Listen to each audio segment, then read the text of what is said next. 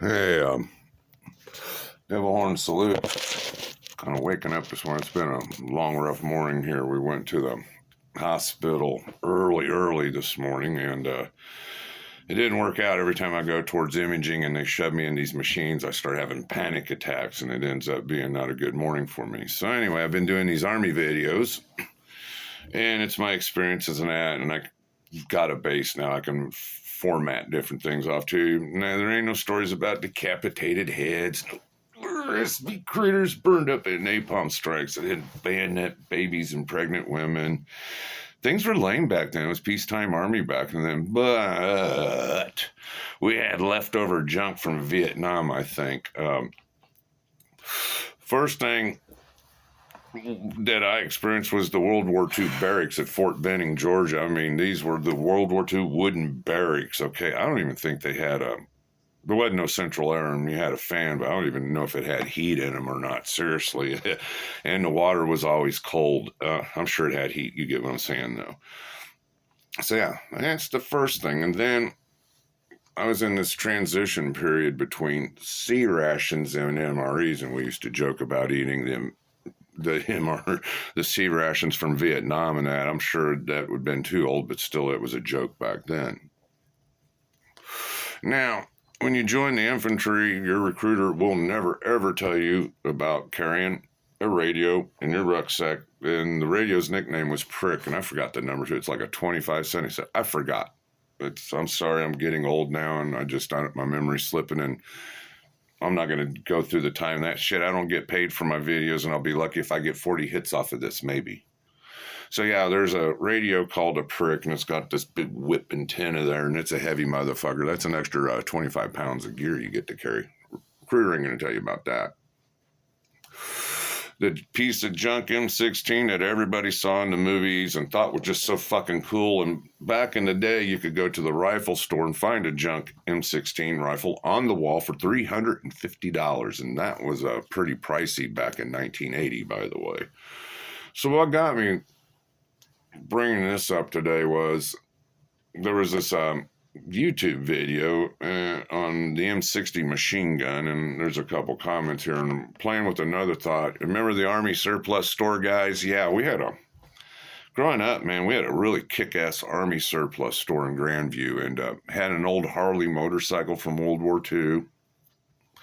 All the field jackets and BDUs, berets, and patches you could think of. And remember when you go into these places, it had a smell about it. That's one thing that the internet here can't bring us is the smell of the Army surplus store.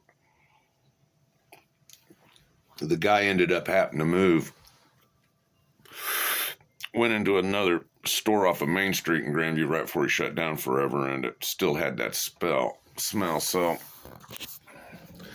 let's talk about a piece of junk here. So it was the terrifying job of this M60 machine gun in Vietnam. Now, we all know that this was the gun in Vietnam, and if you look closely, it's a copy of a German machine gun from World War II. For some reason, my thing don't like to set up anymore, better. So anyway, I wrote this comment, and I can't get the focus, whatever. I'm going to have to screw with this later. It's junk, jammed in the sand. Better carry 45 as a backup. Didn't like it at all. Always jamming and sucks with, wait a minute, vines in 100-degree heat, airborne infantry gunner, and then some asshole goes, glad you weren't in my army. Now, this guy wrote a comment back, no kidding, and jumping with the damn thing almost broke my leg on a night jump into 29 stumps while assigned to the 1st Ranger Battalion. Hated the motherfucker. Yeah, no, I've noticed some things when I'm doing my videos. There's some problems with the focus. I'm going to have to screw with this thing later. I just know how to operate the fucking thing, basically. But no, it was a piece of shit, man. And let's be real about it. It was heavy, and it sucked. When it's 100 degrees and you got those wait-a-minute vines in the woods and shit, it because of the tripod, you got that tripod or bipod, whatever the fuck, it comes down, and that shit gets hung up in the fucking vines. God, it sucked. And it was prone to jamming. You had to really keep the thing clean. It wasn't just oiled, but clean. And here was the secret back in the day. was oil. Yeah, you had to oil the living shit out of your weapons. I learned that in basic training with my M16 right off the bat. Just keep this thing well oiled. In basic, they weren't so much dickheads. When you turned in your shit at the end of the day to the armor, it was kind of the training thing. I could keep my bolt well oiled. You know, the rifle was clean, but the bolt was well oiled, turn it in, no problems. But when I got to my regular unit, the guy in the cage taking the rifles back was such a dickhead. 3 hours later, I mean, this guy was a fucking prick. And we got to the point we quit shooting him. Yeah, when the guy behind the cage, your armor, is such a fucking prick that he won't even take the rifles. I mean, dude, I've been at this for 3 hours. I've been out in the field for the last week. I need a shower. I want to eat. Could you take my fucking weapon, please? No, go back and clean it more. You ain't supposed to break them apart. Here's another thing no one will tell you, but you're not supposed to break them apart and rinse them under hot water.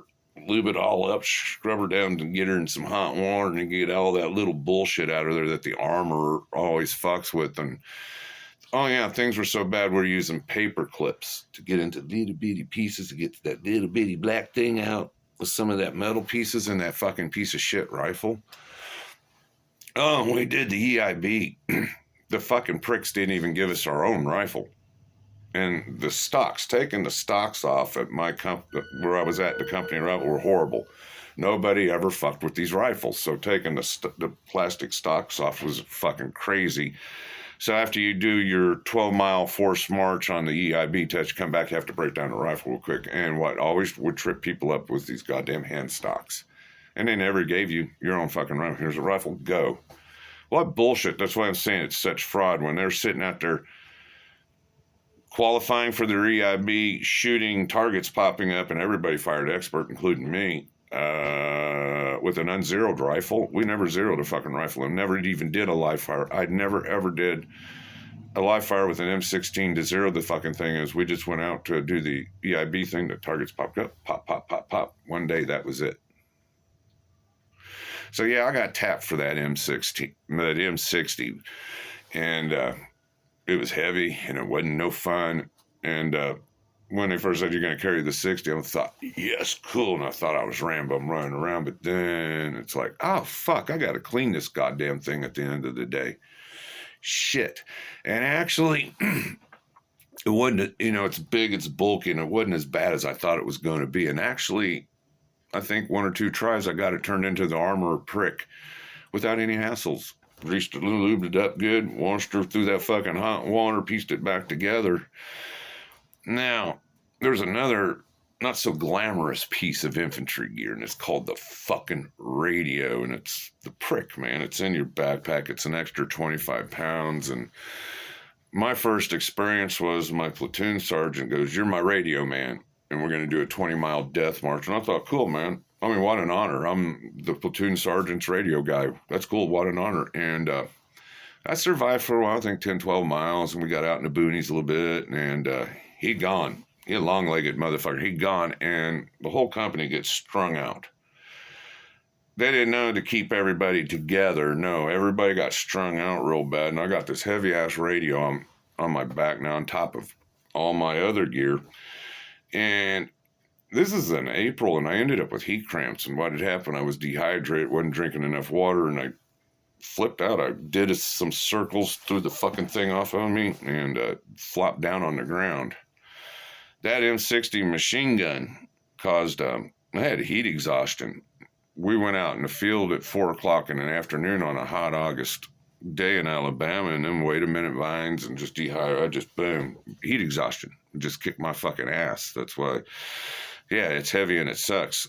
So yeah, that radio got my attention. So I got tapped to carry this fucking thing a few times, and yeah, it's heavy. It's wear you down. I'm grateful I never had to jump with one. Now, the combat jumps can be interesting. I never had to jump with the radio or the M60, but they've got a big old cargo thing they would hook a motherfucker up for. I forgot what it was called, but anybody that jumps, the big cargo thing, and they always took the smallest guy in the unit and hooked him up to it, and he was always the first one out the door, and it was basically push him out. And I know, I hear you, the cat's at the door wanting in, push him out the door, but you got your rifle. It's a rifle holder on your side of your gear. You got your chute, your reserve, and then underneath you've got your rucksack. So after you jump out and all that, and if you survive that, there's a little string you pull in the rucksack. If you ever watch these combat jumps, you'll see a string holding the rucksack, and then the guy comes down and stuff. But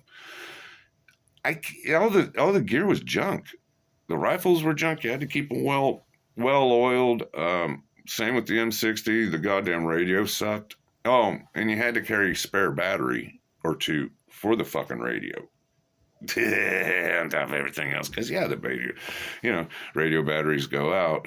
It was all leftover junk. It is what it is, though. I've had another thought and I just lost it, though. No, it was after I got out of the Army, I came across an AK-47 and I thought, wow, what a wonderful weapon here. That AK was just beautiful. You could throw it through mud. You could throw it in a lake. You could pick it up all fucked up, covered in sand, and it would still work. Yeah, I was absolutely amazed by the absolute brutality and quality of the AK versus the M16. I to this day, I think the M16 is a piece of shit garbage. I'd take an AK any day. If it was a bad situation, throw this piece of shit away, get me an. I don't know how what is it, the M4 now? Remember, I'm back in the 80s. I don't know how shit's evolved today. I've noticed, too, that we were the best looking Army back in the day, the Vietnam guys, and then us in the 80s, we were streamed down a little bit. Now they got all this fucking gear on and they look like a RoboCop. Even the helmets have changed. It used to be to keep shrapnel from ripping your head off. Now it's a little more streamlined, look like a bicycle helmet. I don't know how well that keeps the shrapnel from your head, so I think I'm done rambling. I gotta check my time. Yeah, we gotta go. So it was just a little thing on this machine gun thing and some junk. One thing I would suggest to any machine gunner out there, anybody really, is to carry a 45, carry some kind of a sidearm. In fact, revolvers are pretty reliable. See, your automatics like to jam. I know I had a 45 and that thing was prone to jamming. Do you ever, your revolvers usually don't jam or misfire or anything. And those shell casings that the cops are looking for, he's hiding them. Yeah, shell casings, they always go everywhere, but except your revolver, you got the cases there. I'm done. Orange salute, hit that like and subscribe. Army experiences, be all that I could be, not a whole lot in the Army.